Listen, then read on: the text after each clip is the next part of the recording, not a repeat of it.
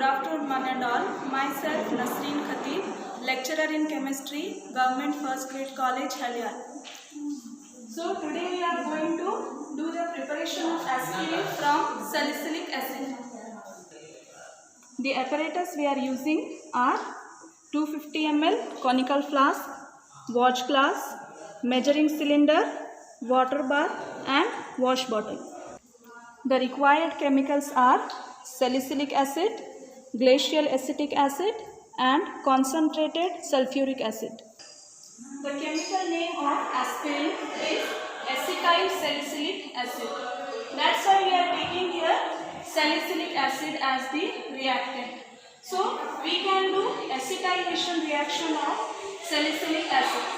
This acetylation reaction is nothing but adding acetyl functional group, that is COCH3, in the compounds containing OH, NH2 or NH functional group. So here we can take salicylic acid. For salicylic acid, when it is treated with glacial acetic acid. So here for acetylation reaction, we can use glacial acetic acid or acetic anhydride or acetyl chloride. But for the convenience, here we have taken glacial acetic acid. So when salicylic acid is treated with glacial acetic acid in presence of concentrated H2SO4 and heated, it will form aspirin and water as a byproduct. Concentrated H2SO4 acts as a catalyst. So this reaction we call it as acid catalyzed acetylation of salicylic acid, which will form aspirin. From the above reaction, we can say that 1 mole of salicylic acid gives 1 mole of aspirin. So here theoretically we can write this reaction in terms of a relation, that is 1 mole of salicylic acid is equivalent to 1 mole of aspirin. So here we can say that 138.12 gram per mole of salicylic acid gives 180.15 gram of aspirin. So this is nothing but the molecular mass of salicylic acid and molecular mass of aspirin. So using this relation, we can find out the amount of aspirin formed for any amount of the salicylic acid. So in our experiment, usually we will use 5 gram of salicylic acid. So 5 gram of salicylic acid gives how much gram of aspirin? This can be calculated by X is equal to 5 into 180.15 divided by 138.12. So after calculating, we will get 6.52 gram. So this is taken as theoretical yield. Theoretical yield means if we use 5 gram of salicylic acid, then we should get 6.52 gram of aspirin. To start the procedure, we have to weigh exactly 5 gram of salicylic acid in a clean and dry watch glass. Then 10 ml of glacial acetic acid. Then we have to carefully transfer this 5 gram of salicylic acid into a 250 ml conical flask. Care should be taken while transferring the substance.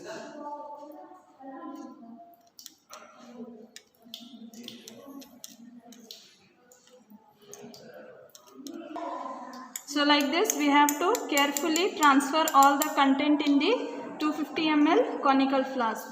Then add 10 ml of glacial acetic acid.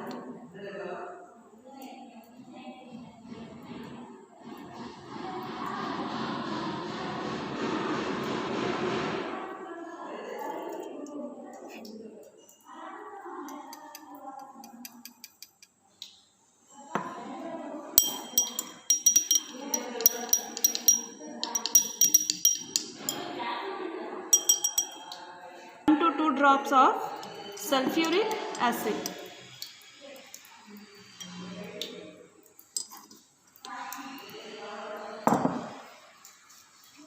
And we have to add a boiling chip so that our heating should be uniform.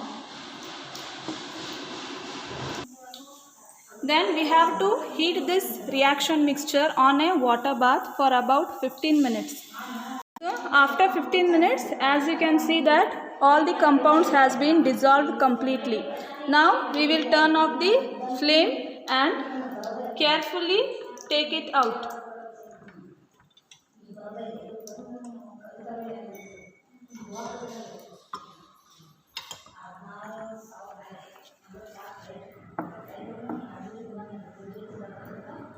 And we have to pour this reaction mixture in ice cold water.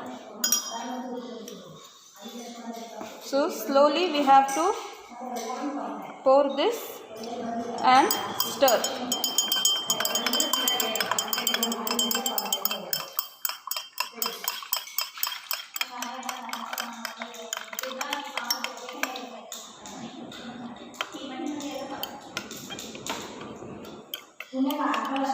So this white precipitate is nothing but aspirin. So this white precipitate is aspirin. Next part is filtration. So we have to filter this white precipitate of aspirin using Buchner funnel.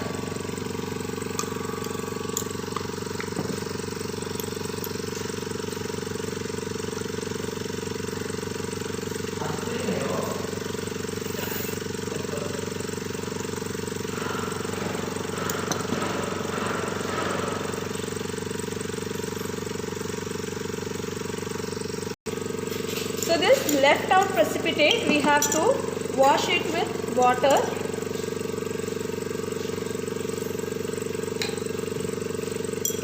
and transfer this in the Buchner funnel. So care should be taken so as to avoid the loss of compound.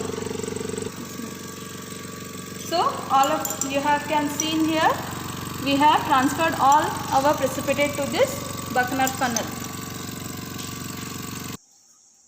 Now we have taken out this precipitate and we have to dry this excess water by pressing between the filter paper. So care should be taken while pressing so as to avoid any contamination. So after complete drying, we have to take the product into a dry watch glass and take the weight. So this weight gives you the experimental yield. Now after weighing the product, we will get experimental yield in terms of grams.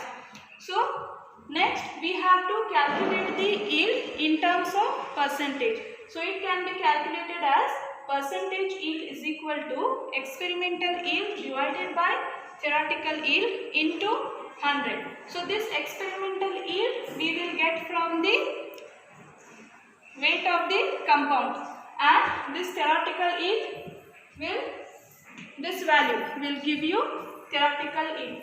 By adding the values in this expression, we will get the yield in terms of percentage, that is called as percentage yield. Then at the last we have to find the melting point of the product using Thiele's tube.